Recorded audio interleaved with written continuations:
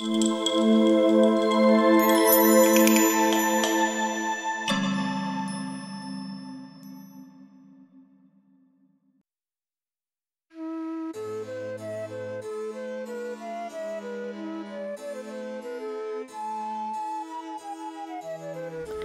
XVIIIe siècle, la France est gouvernée par une monarchie absolue où le roi détient le pouvoir quasi total. La société est divisée en 3 ordres. Le clergé, la noblesse, le tiers-état. Les inégalités sociales sont importantes. Exempté d'impôts et détenteur de grandes richesses, le clergé jouit de nombreux privilèges. La noblesse possède des privilèges similaires à ceux du clergé et contrôle une grande partie des terres. Le tiers-état, qui représente 97% de la population, n'a aucun pouvoir politique et supporte des impôts de plus en plus lourds. Les finances royales sont exsangues du fait des dépenses de la cour et du soutien à la guerre d'indépendance américaine. La France ne parvient plus à porter la dette colossale de l'État. Par ailleurs, des aléas climatiques entraînent de piètres récoltes et la hausse du prix des denrées.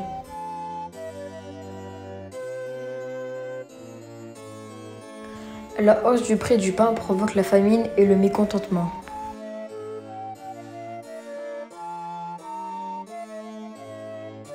La colère monte, d'autant que le tiers-état supporte l'essentiel des hausses d'impôts, tandis que la noblesse et le clergé jouissent toujours de privilèges.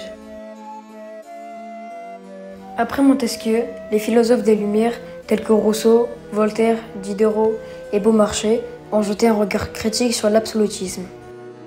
Les idées nouvelles sur la liberté, l'égalité et la souveraineté du peuple influencent fortement la pensée de l'époque. D'autant que la réussite de la Révolution américaine et l'élection de George Washington comme premier président américain en avril 1789 renforce l'intérêt pour ces idées nouvelles.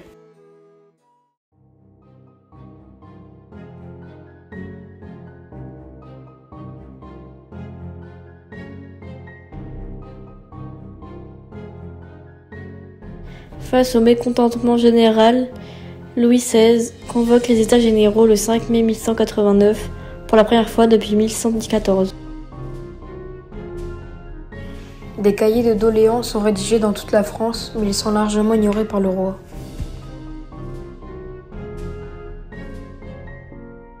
L'objectif principal du roi est de trouver des solutions à la crise économique et de restaurer les finances de l'État. Les institutions religieuses et nobles désignent leurs représentants alors que les députés du tiers-état sont élus localement. Environ 1200 représentants participent aux États généraux. Louis XVI a accepté de doubler le nombre d'élus du tiers-état, qui passe d'environ 300 à environ 600. Cependant, selon la tradition, chaque ordre vote séparément, ce qui donne une majorité au clergé et à la noblesse réunie, alors que le tiers-état représente la majorité démographique. Le tiers-état demande que les votes soient faits par tête, ce qui aurait donné un poids plus important à ses représentants. Face au refus du roi, les députés du tiers-état, rejoints par quelques membres du bas clergé et de la petite noblesse, se déclarent le 17 juin 1789 Assemblée nationale. Cette première Assemblée nationale décide qu'elle seule est habilitée à décider en matière d'impôts et de dette publique. C'est l'acte de naissance politique de la nation. Le 20 juin 1789, les membres de l'Assemblée nationale prêtent le serment du jeu de paume, jurant de ne pas se séparer avant d'avoir rédigé une constitution pour la France. Le 23 juin 1789, l'Assemblée refuse d'obéir à l'envoyé de Louis XVI, venu leur signifier l'ordre d'évacuer.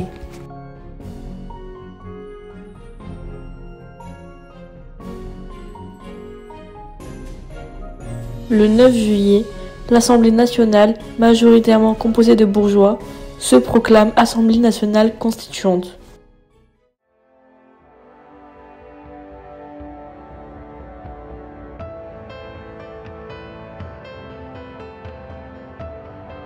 Le 11 juillet 1789, Necker, ministre des Finances, populaire pour ses aides distribuées au peuple, est renvoyé par Louis XVI. Cet acte est perçu comme une provocation par les Parisiens. Les Parisiens craignent aussi que les troupes royales, mises en place autour de Paris, soient utilisées pour dissoudre l'Assemblée et mater toute opposition. Le 12 juillet 1789, Camille Desmoulins, un jeune journaliste, appelle le peuple à la résistance. Camille Desmoulins deviendra une icône de la Révolution. Pour se défendre, les Parisiens cherchent des armes. Le matin du 14 juillet, ils prennent d'assaut l'hôtel des Invalides, où ils trouvent fusils et canons, mais pas de poudre. Ils se dirigent vers la Bastille, forteresse transformée en prison, devenue le symbole de l'arbitraire royal. Les Parisiens espèrent y trouver des munitions pour les armes prises aux Invalides. Le gouverneur de la Bastille, le marquis de Launay, refusant de livrer la forteresse, l'assaut est donné par la foule. Après plusieurs heures d'un combat meurtrier, Delaunay ordonne de cesser le feu et accepte de capituler. La Bastille est envahie par la foule. Les soldats qui gardaient la forteresse sont capturés, certains sont lynchés par la foule en colère. Le gouverneur Launay est capturé et conduit à l'hôtel de ville. En route, il sera massacré par la foule et sa tête sera plantée sur une pique.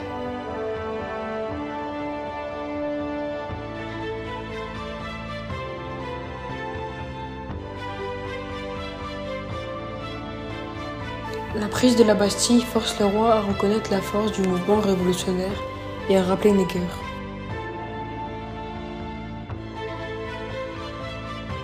Le 14 juillet, devenu jour de fête nationale, reste un moment fort de la Révolution et marque symboliquement la fin de la monarchie absolue.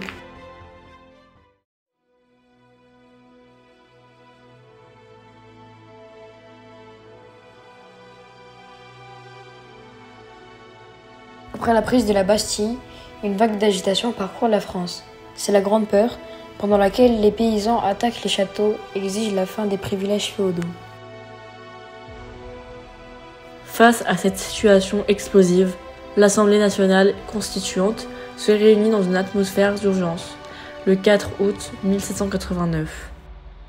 Les députés votent la suppression des droits seigneuriaux, des dîmes payées au clergé, des privilèges des nobles, corvées, servages, chasse, etc.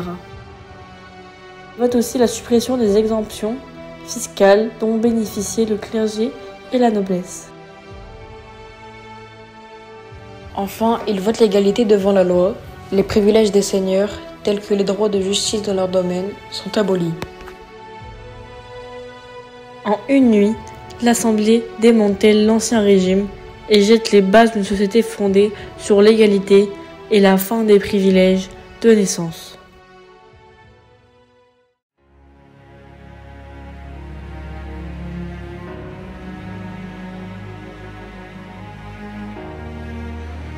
Influencée par les philosophes des Lumières, l'Assemblée entend promouvoir la liberté, l'égalité, la souveraineté du peuple et les droits naturels de l'homme.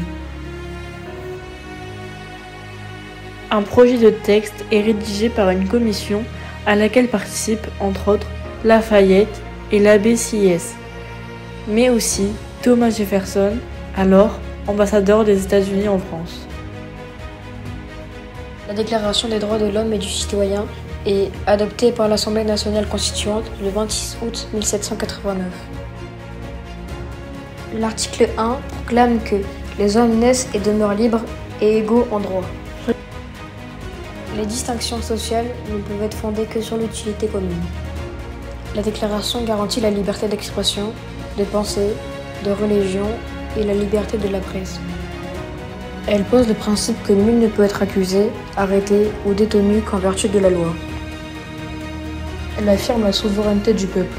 Toute souveraineté réside essentiellement de la nation, rejetant ainsi le droit divin des rois. Elle consacre les droits naturels de l'homme, telles que la liberté d'aller et de venir. Bien qu'elle puisse être limitée par la loi pour l'intérêt général, la propriété est définie comme un droit inviolable et sacré. La Déclaration des droits de l'homme et du citoyen pose les bases de la démocratie moderne. En France, elle demeure un texte de référence inscrit dans le préambule de la Constitution de l'actuelle Ve République. Son influence se fait également sentir dans la déclaration ultérieure des droits humains, comme la Déclaration universelle des droits de l'homme adoptée par l'ONU en 1948.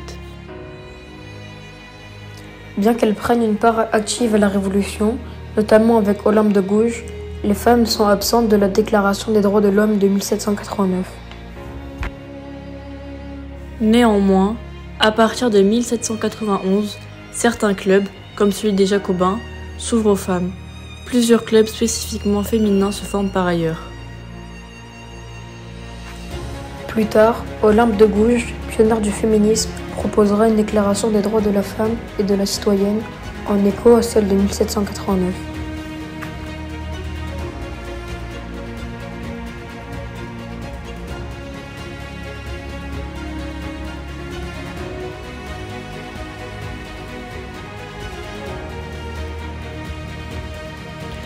Cette proposition d'Olympe de Gouges ne sera pas reprise par les députés.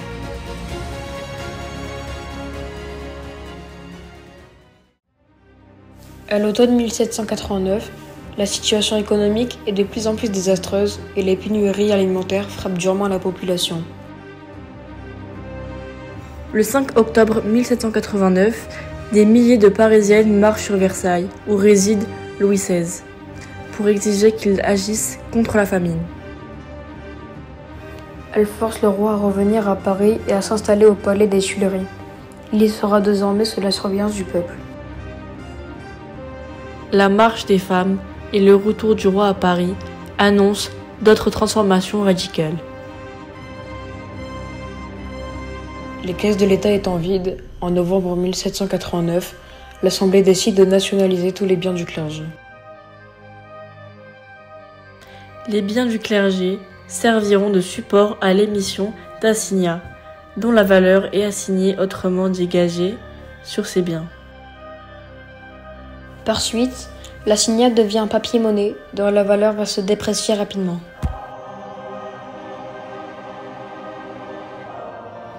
En janvier 1790, la France est divisée en départements, districts, cantons et communes, remplaçant les anciennes divisions féodales et réduisant ainsi le pouvoir de la noblesse. En août 1790, la justice est réformée. Les tribunaux seigneuriaux sont abolis. Désormais, la justice repose sur des juges de paix, élus par les citoyens. En juillet 1790, l'Assemblée vote la constitution civile du clergé. Elle soumet l'Église catholique de France à l'autorité de l'État.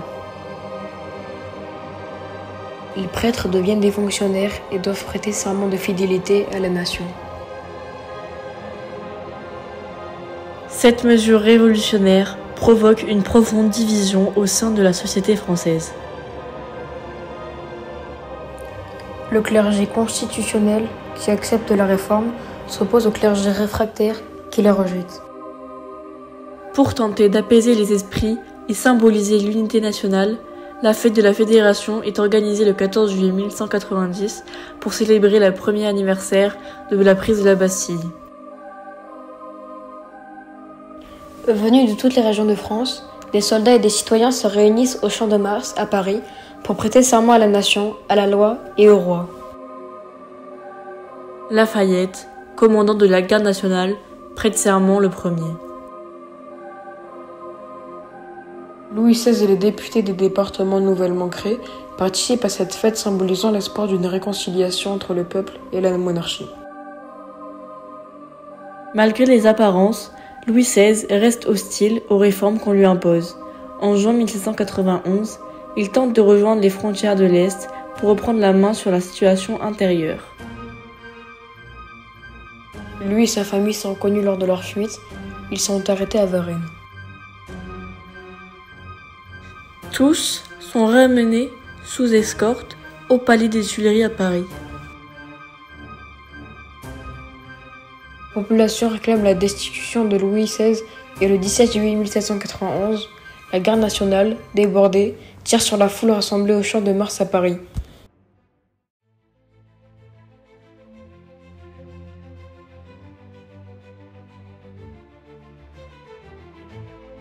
Après de longs débats et de nombreux compromis, les députés finalisent la Constitution qui incorpore notamment les principes de la Déclaration des droits de l'homme et du citoyen. Signée et proclamée par Louis XVI en septembre 1791, elle marque le début de la monarchie constitutionnelle. Le pouvoir de Louis XVI est désormais limité par la Constitution. Il n'est plus roi de droit divin. Son rôle est défini par la loi. La Constitution établit la séparation des pouvoirs. Le roi garde le pouvoir exécutif, mais le pouvoir législatif est du ressort de l'Assemblée législative. Le pouvoir judiciaire est celui des tribunaux.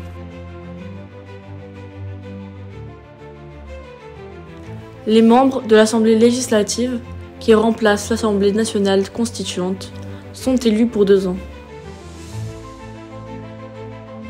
L'élection des députés se fait selon le mode censitaire. Le droit de vote est réservé aux citoyens actifs, c'est-à-dire aux hommes âgés de 25 ans en plus, payant un impôt équivalent à 3 journées de travail.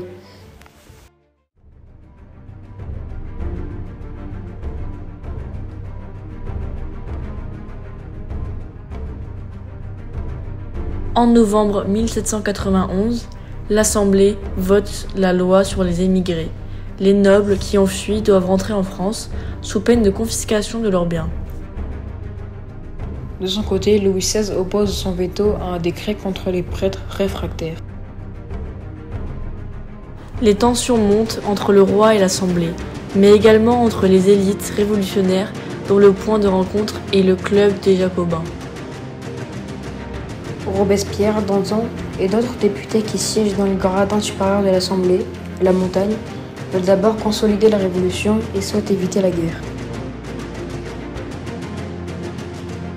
Les montagnards s'appuient sur les sans-culottes, c'est-à-dire ceux qui ne portent pas la culotte, le haut de chausses des aristocrates, mais un pantalon, et qui sont prêts à se mobiliser pour la révolution. Brissot et d'autres députés, venant notamment de la Gironde, d'où leur surnom de Girondins, sont au contraire partisans d'une guerre préventive contre les monarchies étrangères soutenant Louis XVI.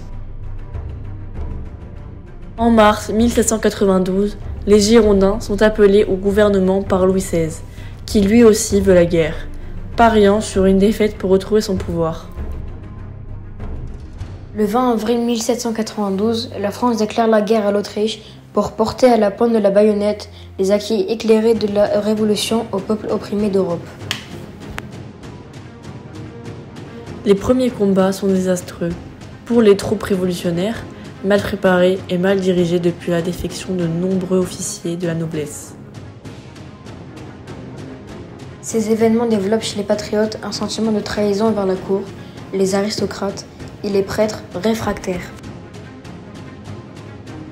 L'Assemblée vote alors le licenciement de la garde du roi et la déportation des prêtres réfractaires. L'Assemblée décrète aussi l'appel aux gardes nationaux de province, les fédérés, pour défendre Paris. Louis XVI réagit en revoyant les ministres girondins. Il met son veto au décret sur les réfractaires et sur l'appel aux fédérés. Cette décision du roi provoque le 20 juin 1792 une nouvelle journée révolutionnaire qui voit le peuple investir les Tuileries. La Prusse rejoint l'Autriche pour venir au secours de Louis XVI. Face à cette coalition, l'Assemblée contourne le veto royal et proclame la patrie en danger le 11 juillet 1792. Tous les citoyens en mesure de prendre les armes sont appelés en service actif. Le duc de Brunswick, commandant en chef de l'armée austro-prussienne, promet une exécution militaire et une subversion totale s'il est fait la moindre violence à la famille royale. Cette déclaration, le manifeste de Brunswick, loin d'effrayer les sans-culottes, enflamme les sections parisiennes qui veulent à présent faire chuter la monarchie. Le 10 août 1792, la foule envahit à nouveau les Tuileries. Elle massacre la garde suisse et les défenseurs du roi. L'Assemblée législative suspend Louis XVI de ses fonctions. Elle le fait conduire avec sa famille dans la prison du Temple.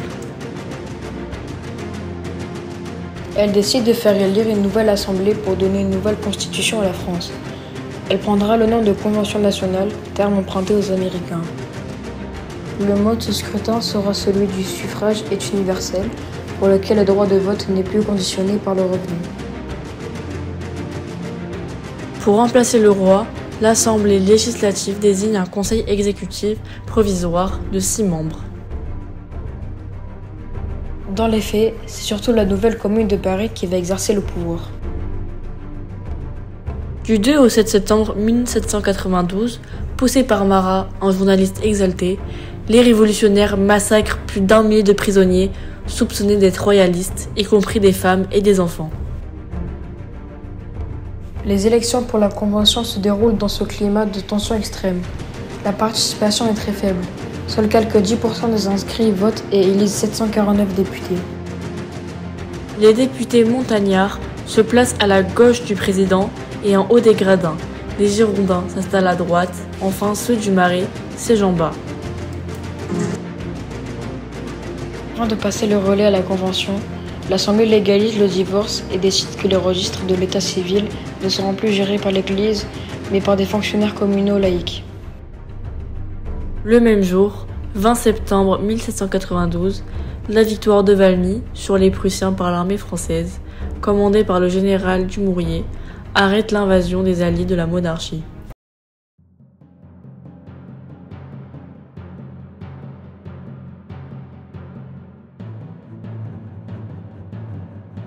La Convention nationale prend le relais de l'Assemblée législative. Le 22 septembre, elle proclame l'abolition de la royauté et l'avènement de la République. Sur une proposition de Danton, la Convention décrète qu'à partir de cette date, tous les actes publics seront désormais datés à partir de l'an 1 de la République. Galvanisés par le succès de Valmy, les armées françaises avancent partout. Montesquieu envahit la Savoie, Anselme entre à Nice. Custine franchit le Rhin et s'empare de Spire, de Worms, de Mayence et de Francfort en octobre 1792. Au passage, il spolie les églises et impose de lourdes contributions à la noblesse et au clergé. Enfin, le 6 novembre 1792, les troupes françaises remportent une victoire décisive à Jemmepes, en Belgique. À Paris, montagnards et girondins s'affrontent au sujet du sort à réserver à Louis XVI, enfermé à la prison du Temple. Lors du procès du roi par les députés de la Convention, les montagnards, avec Marat et Saint-Just, font basculer l'Assemblée qui vote la mort de Louis XVI.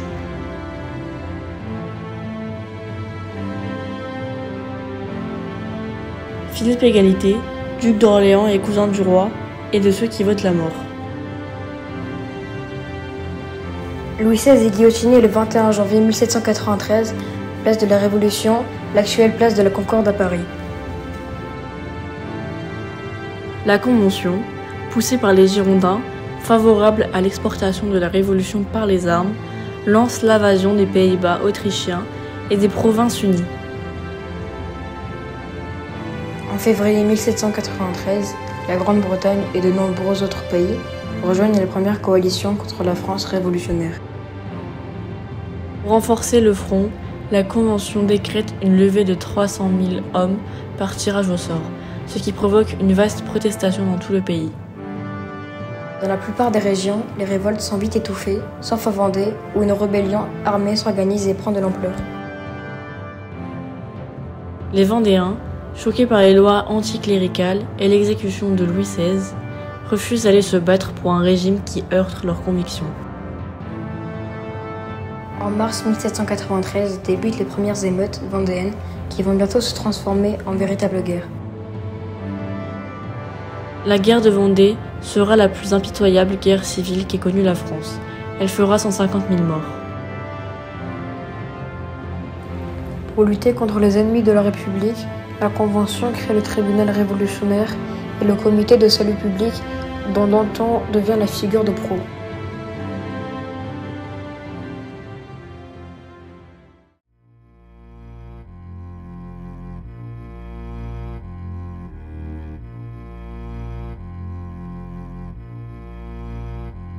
Les montagnards s'opposent au fédéralisme des Girondins qui aimeraient faire des 83 départements français des États égaux, à l'image des États-Unis d'Amérique.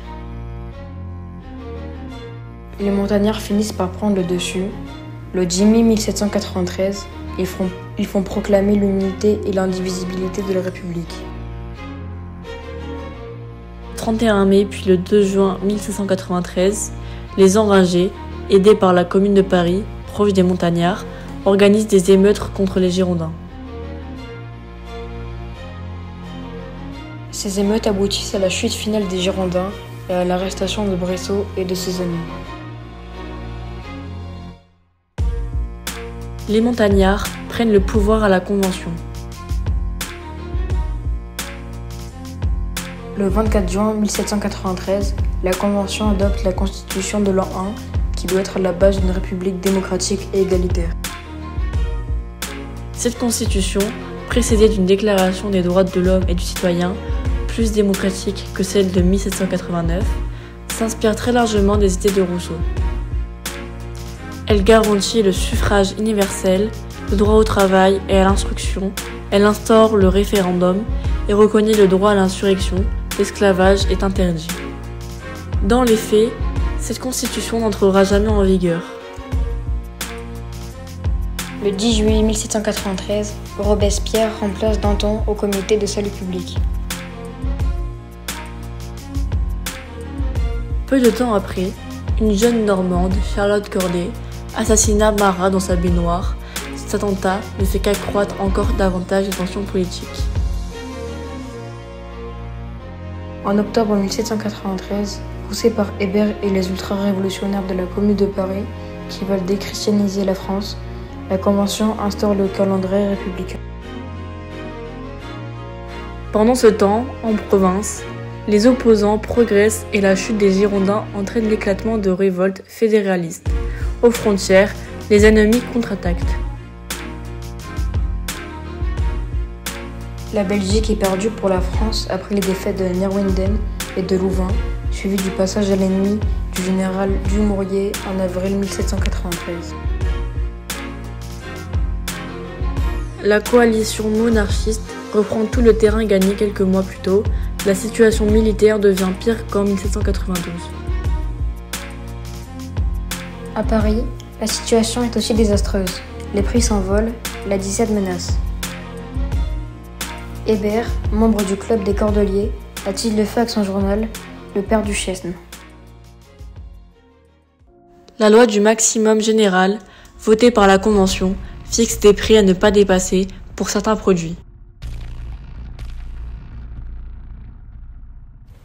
Le résultat est que seuls quelques rares produits de mauvaise qualité subsistent dans les boutiques, le reste se vend au marché noir. On manque de tout, y compris de travail. Robespierre lance la traque aux malveillants responsables de la pénurie qui se rit de la misère du peuple. La loi des suspects permet au tribunal révolutionnaire d'éliminer des milliers de personnes.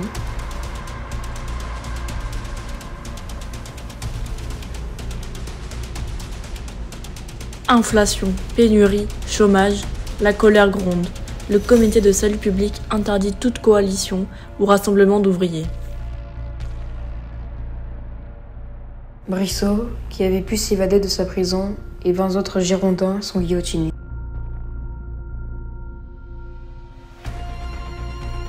Parmi les suppliciés figurent le député Roland et son épouse, Manon, l'égérie des Girondins qui anime un salon parisien.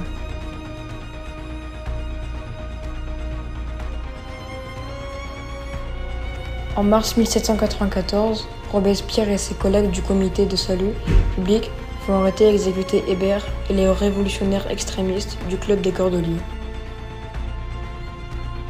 En avril 1794, C'est au tour de Danton, de Camille Desmoulins et des indulgents d'être arrêtés, jugés et guillotinés.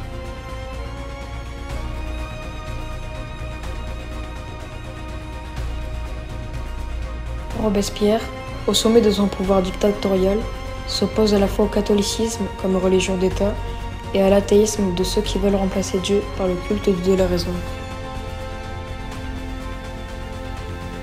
Par décret, la Convention reconnaît l'existence d'une divinité abstraite, l'être suprême, ainsi que l'immortalité de l'âme humaine.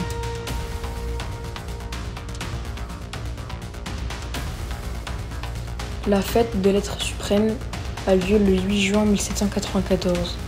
Le nouveau culte devrait s'exprimer par des actes de civisme dans une république de vertu absolue et d'excellente morale. Le 22 prairial, en 10 juin 1194, un décret de la Convention modifie la procédure judiciaire et renforce la terreur. Durant l'été 1794, 200 exécutions ont lieu chaque semaine. L'État ne parvient plus à absorber le sang et on ne sait plus où enterrer les cadavres. Dans les 7 semaines qui restent avant la chute de Robespierre, quelques 1800 condamnations sont prononcées, dont 79% à mort. L'effort de guerre porte malgré tous ses fruits, avec la victoire à Fleurus. Le 26 juin 1794, les troupes françaises reprennent la Belgique. En janvier 1795, les Provinces-Unies sont conquises à leur tour et deviennent la République batave, la première des républiques sœurs. Mais Robespierre, devenu tout-puissant, s'est aussi fait beaucoup d'ennemis. Les députés de la Plaine, les anciens dantonistes et hébertistes, ainsi qu'une partie des Jacobins, s'unissent contre lui. Le 9 Thermidor, 27 juillet 1794, à l'issue d'une séance agitée, les députés de la Convention condamnent Robespierre et ses amis, dont Saint-Just et Couthon, membres du comité de salut public. Robespierre et ses partisans sont guillotinés le lendemain. La terreur est abolie après avoir fait 40 000 morts, laissant une France fatiguée de ce massacre incessant.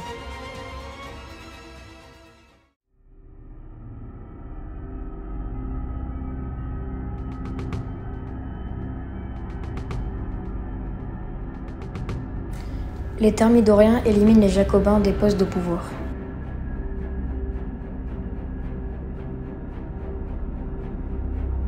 Ils abrogent la loi des suspects et la loi du 22 prairial. Ils libèrent des milliers de prisonniers dont les députés girondins et autorisent le retour de certains immigrés. Nombreux sont ceux qui, libérés de prison ou proches des victimes de la terreur, réclament vengeance. C'est ainsi que se constituent des groupes anti-jacobins royalistes, comme les Muscadins. Entre avril et juillet 1795, ces groupes assassinent environ 2000 personnes, montagnards, sans-culottes, etc. C'est la première terreur blanche. Les Thermidoriens relancent le capitalisme de marché, sans aucune précaution. Les prix s'envolent, des gens meurent de faim. Certains regrettent la terreur ou, au moins, le pain était abordable. Affamés, fatigués de la corruption du régime, les Parisiens soulèvent le premier prairial en 20 mai 1795. Ils prennent d'assaut la Convention, tuant et décapitant un député qui ose leur faire face. Les députés sont finalement libérés. Mais dès le lendemain, des milliers de personnes sont arrêtées. Les meneurs et 6 députés montagnards sont guillotinés. En 1795, les Thermidoriens imposent la constitution de l'an 3, qui sépare le pouvoir législatif du pouvoir exécutif et rétablit le suffrage censitaire. Les modifications du préambule de la Constitution de l'an 3 est significative du changement d'orientation politique.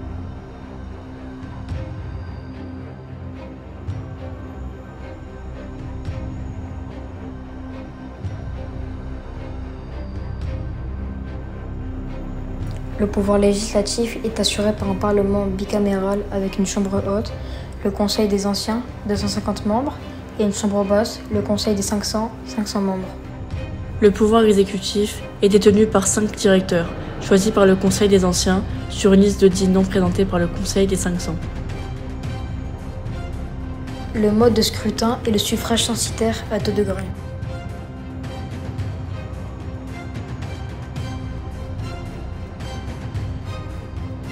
Approuvée par plébiscite le 6 septembre 1795, la Constitution de l'an 3 devient la loi fondamentale de l'État. Pour la dernière phase de la Révolution, le Directoire.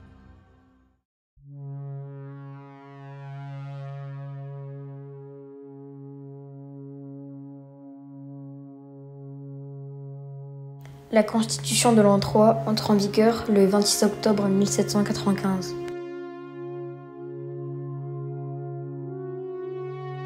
Les 5 directeurs qui détiennent le pouvoir exécutif ne sont pas révocables par les assemblées. Barras est le plus en vue des chefs thermidoriens.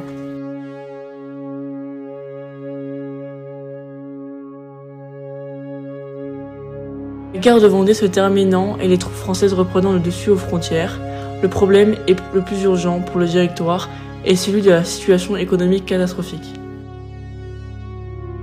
En décembre 1795, l'assignat a perdu 99% de sa valeur. L'inflation est galopante et les pénuries obligent le gouvernement à rationner les denrées, les bougies et le bois de chauffage. Le luxe des riches contraste avec la misère du peuple, le Directoire perçu comme la dictature des bourgeois est impopulaire. Dans son journal, Le Tribun du peuple, Babeuf prône l'abolition de la propriété privée en faveur de la propriété collective, une idée qui serait plus tard associée au communisme. Babeuf et des ultra-jacobins organisent la conjuration des égaux. Le complot est déjoué. Babeuf et les conspirateurs sont arrêtés. Babeuf et Darté, un de ses co-accusés, seront guillotinés le 27 mai 1797. 7 autres seront déportés. Le Directoire doit aussi lutter contre les royalistes qui dénoncent la corruption et rencontrent un soutien populaire croissant. Lors des législatives partielles de 1797, sur 234 députés sortants, seuls 11 sont réélus. Les royalistes obtiennent 182 sièges. L'un d'eux, le général Pichegru, prend la présidence du Conseil des 500. Ces élections non seulement prouvent l'impopularité du Directoire, mais elles débouchent sur une crise institutionnelle. Le pouvoir exécutif des directeurs fait face au pouvoir législatif des conseils. Le 18 Fructidor en 5, 4 septembre 1797, 3 des directeurs, dont Barras, tentent un coup d'État pour reprendre le contrôle du gouvernement. Plusieurs députés sont arrêtés, dont Pichegru, accusé de trahison au profit de Louis XVIII. Pichegru est déporté et les récentes élections sont annulées. Les émigrés monarchistes rentrés en France ont 2 semaines pour repartir, sous peine de mort. 160 sont exécutés en vertu de cette injonction. De nouvelles élections sont organisées en avril 1798, mais les candidats royalistes en sont exclus. Les modérés font un piètre score et les néo-jacobins reviennent en force. La France semblant invincible, le Directoire poursuit une politique de conquête territoriale pour combler la dette. Chaque territoire conquis doit envoyer une importante somme d'argent à Paris ou des œuvres d'art de valeur. Nombreuses sont celles qui iront au Louvre, récemment transformées en musée. Les campagnes d'Italie et d'Égypte rendent Napoléon Bonaparte très populaire.